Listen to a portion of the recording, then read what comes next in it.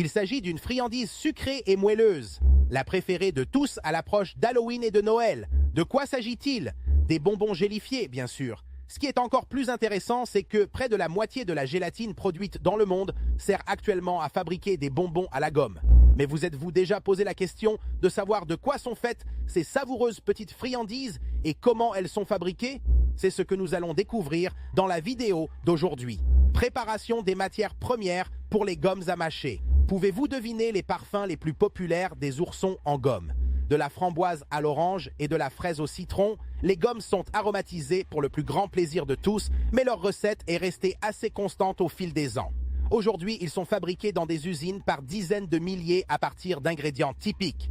En mélangeant ces différentes matières, des technologues et des chimistes alimentaires expérimentés peuvent contrôler les différentes caractéristiques des bonbons gélifiés, telles que la texture, le goût et l'apparence. Le principal ingrédient de base responsable de cette caractéristique unique des bonbons gélifiés n'est autre que la gélatine. La gélatine comestible confère aux oursons gélifiés leur texture moelleuse et leur longue durée de conservation. La texture et le temps de dissolution du bonbon dans la bouche sont déterminés par la quantité de gélatine utilisée dans une recette. La gélatine étant thermoréversible, elle confère aux bonbons gélifiés la caractéristique de fondre dans la bouche. La gélatine est totalement insipide et inodore.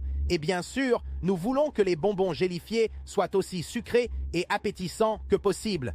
Des édulcorants et des arômes sont donc ajoutés pour donner aux bonbons gélifiés son goût. Pour les édulcorants, le fabricant a le choix entre plusieurs options telles que le saccharose, qui est dérivé de la betterave ou de la canne à sucre et qui confère un haut degré de sucrosité aux bonbons gélifiés. Un autre sucre est le fructose, qui est nettement plus sucré que le saccharose ordinaire. Le sirop de maïs est également utilisé parce qu'il empêche les autres sucres de cristalliser et de gâcher la texture du bonbon gélifié, ce qui n'est certainement pas souhaitable. Le sirop de maïs est donc ajouté pour donner du corps au bonbon, maintenir l'humidité et, surtout, maintenir le budget le plus bas possible. Cependant, la douceur du bonbon n'est que l'une de ses qualités. Son goût unique est rehaussé par des arômes artificiels et naturels spéciaux. Par exemple, les fruits, les baies, le miel, la mélasse et le sucre d'érable sont d'excellents arômes naturels. Et comme le chewing-gum doit être aussi savoureux que possible, des arômes artificiels sont également ajoutés. Il s'agit d'un mélange de produits chimiques aromatiques comprenant des substances telles que le méthylantranilate et le caproate d'éthyle. La saveur piquante et citronnée est conférée par des acides tels que l'acide citrique, l'acide lactique et l'acide malique. Voilà pour le goût des gommes.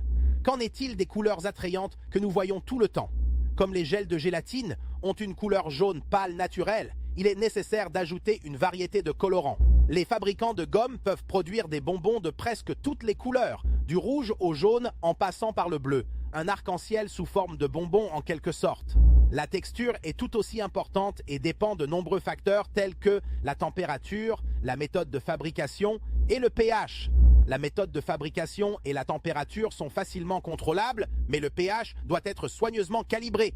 Il est donc contrôlé chimiquement par l'ajout d'acides tels que l'acide citrique, l'acide lactique, l'acide fumarique et l'acide malique. Mais ce n'est pas tout. D'autres ingrédients sont également nécessaires au processus de fabrication des gommes, tels que les agents lubrifiants et les agents renforçant la brillance. À cette fin, les fabricants peuvent choisir entre la cire d'abeille, l'huile minérale, l'huile de noix de coco, le concentré de poire, la cire de carnauba, l'huile de soja partiellement hydrogénée et le glaçage de confiserie. Ces ingrédients sont souvent ajoutés lors de la phase de remplissage de la fabrication. Maintenant que les matières premières des gommes sont préparées, passons à l'une des étapes les plus importantes du processus de fabrication. Le processus de fabrication des gommes commence par la composition. Les préparateurs suivent les instructions décrites dans les recettes et commencent à verser physiquement la bonne quantité de matière première pour gommes dont nous avons déjà parlé dans les cuves de mélange principales. Ces grandes cuves spéciales sont dotées de capacités de mélange, de chauffage et de refroidissement. La préparation des bonbons gélifiés peut durer entre 1 et 3 heures en fonction de la taille du lot. Une fois le lot terminé, il est transporté vers des laboratoires de contrôle de la qualité dont l'objectif est de s'assurer qu'il répond aux spécifications requises. Une fois que les bonbons gélifiés ont été composés et qu'ils ont passé les tests de contrôle de la qualité, il est temps de commencer la formation des bonbons que nous voyons dans les magasins sur les étagères. Pomper dans la machine Mogul. Une machine à mouler l'amidon, connue sous le nom de Mogul, prend le relais lorsque le lot de bonbons gélifiés est pompé dans la machine. La Mogul est fantastique dans son travail car elle peut effectuer efficacement les multiples tâches liées à la fabrication des bonbons gélifiés. L'amidon étant le principal composant, la machine porte bien son nom de machine à mouler l'amidon. Que fait-elle concrètement? L'amidonnier a 3 fonctions principales. Premièrement, elle empêche les bonbons mous de coller au moule, ce qui facilite le démoulage et la manipulation. Deuxièmement, la machine maintient les bonbons gélifiés en place pendant les processus de séchage, de refroidissement et de prise. Enfin, et c'est le plus important, elle leur donne une texture appropriée en absorbant l'humidité des bonbons. La fabrication de bonbons gélifiés dans un Mogul est un processus continu qui commence par l'empilage de plateaux de bonbons gélifiés préalablement remplis, refroidis et formés au début de la machine. Ces plateaux sont ensuite retirés un par un de la pile, puis ils entrent dans la section suivante de la machine, connue sous le nom d'amidonnerie, par l'intermédiaire d'un convoyeur.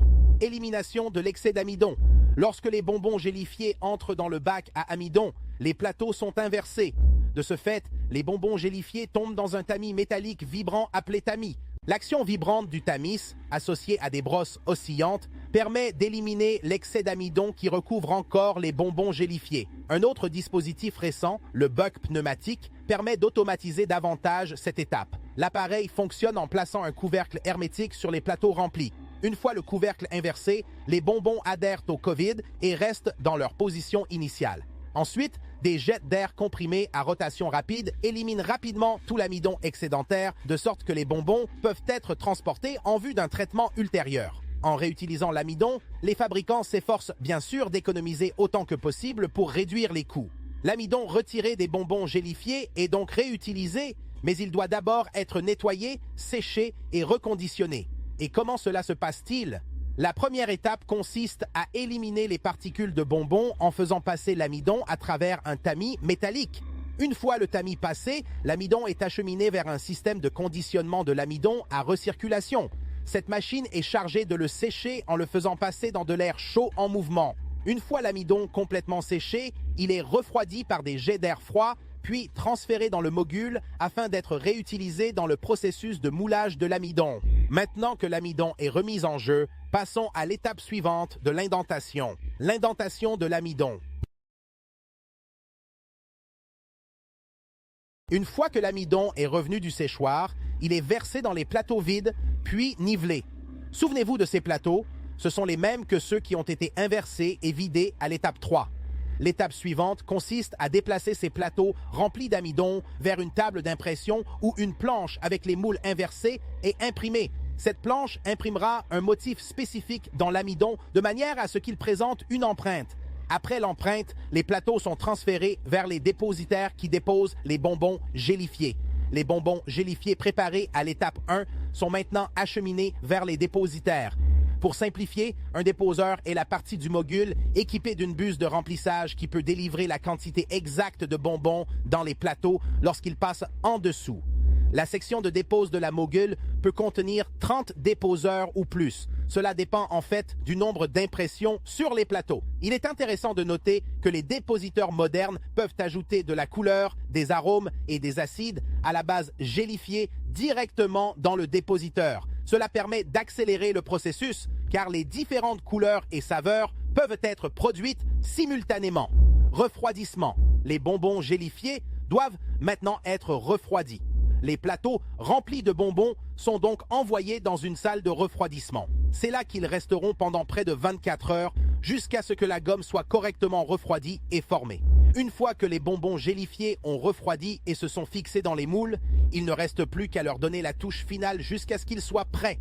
Après 24 heures de conditionnement dans les moules, les bonbons gélifiés sont transférés dans un grand tambour. Elles sont culbutées dans une huile de qualité alimentaire qui absorbe efficacement les restes d'amidon de maïs et préserve la douceur et la fraîcheur des bonbons gélifiés. Enfin, les bonbons gélifiés sont conditionnés dans leur emballage spécifique, prêts à être vendus. C'est tout pour aujourd'hui. Cliquez sur l'une des 2 vidéos qui s'affichent sur votre écran et nous vous retrouverons dans la prochaine.